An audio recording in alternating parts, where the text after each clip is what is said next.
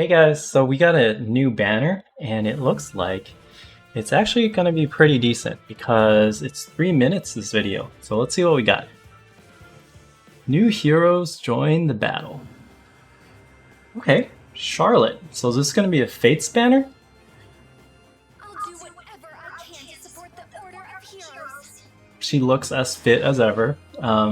This is from Fates, and now they're kind of digging deep into the roster. 2 new moves, Fair Fury Axe, Frenzy. We'll go over what those do later. I will smash you so hard. Oh my god, there's so many jokes. I will smash you so hard. Nyx, Rule Breaker Mage here. Let me atone for my past. It must. So she's an incarnation of Tharja. She also has a new tome, and Speed Resist Solo 4. Art is pretty good. It's a lot of detail. Whenever you're talking about like those lace materials and stuff.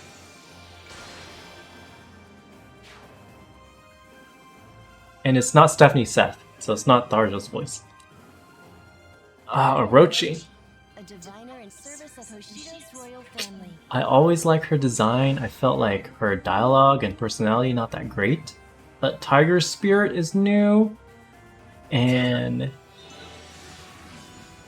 oh, we get new spell animations like very Doctor Strange plus a tiger coming out. New hero.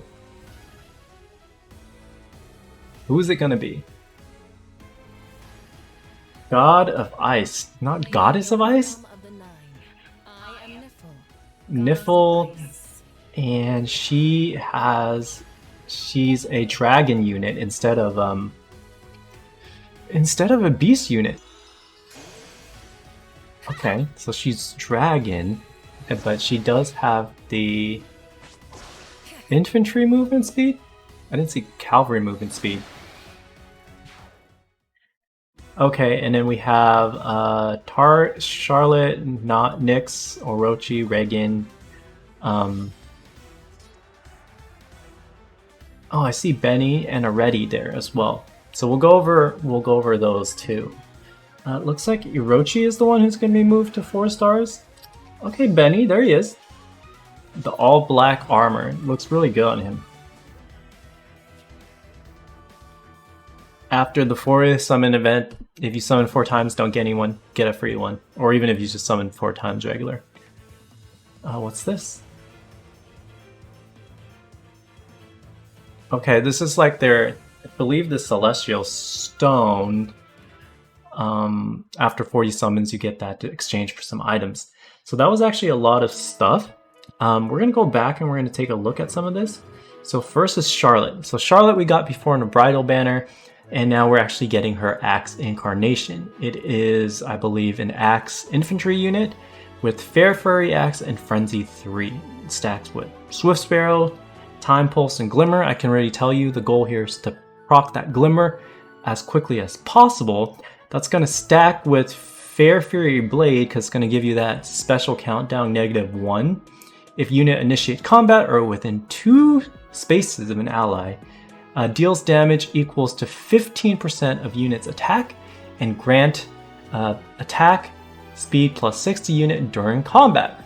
So if you initiate combat, this is where all your advantages, because you're going to get this attack speed +6 here, and you get the attack 6 plus speed 7 here for Swift Sparrow 3, and you're basically going to proc Glimmer every time, because Glimmer is very low. Glimmer, Moonbow, you can exchange them. I'm thinking Glimmer because Glimmer is better scaling the higher attack you have. Moonbow is better when you have lower attack. And Frenzy here, if unit speed is greater than foe speed, which it's mostly likely going to be with Swift Sparrow and the Fair Fury Axe, reduce damage from attack during combat and area effect specials equal the difference between stats ×4 for a maximum of 40% damage reduction.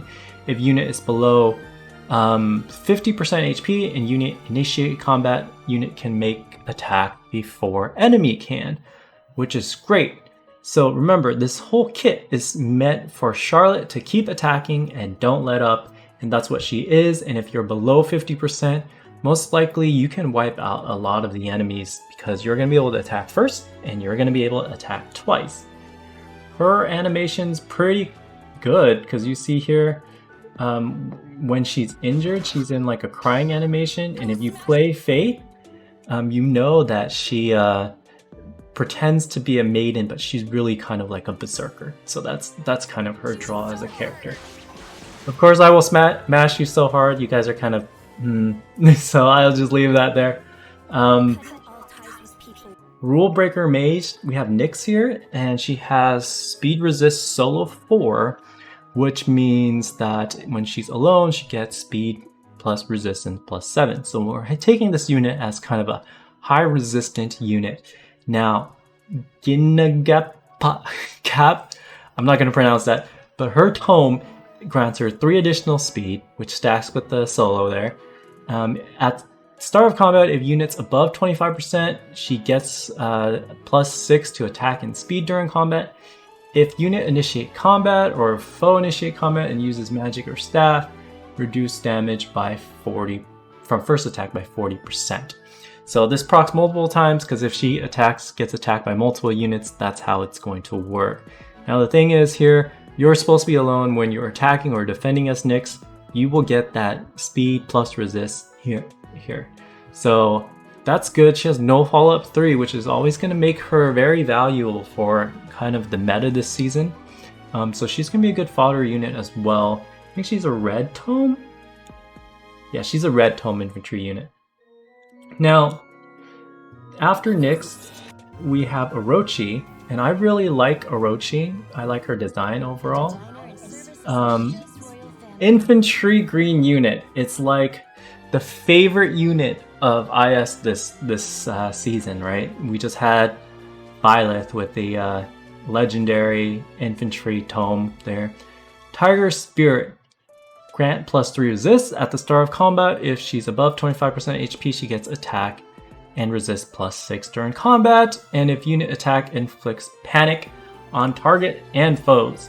So really good debuff. Panic converts bonuses into penalties for the next turn.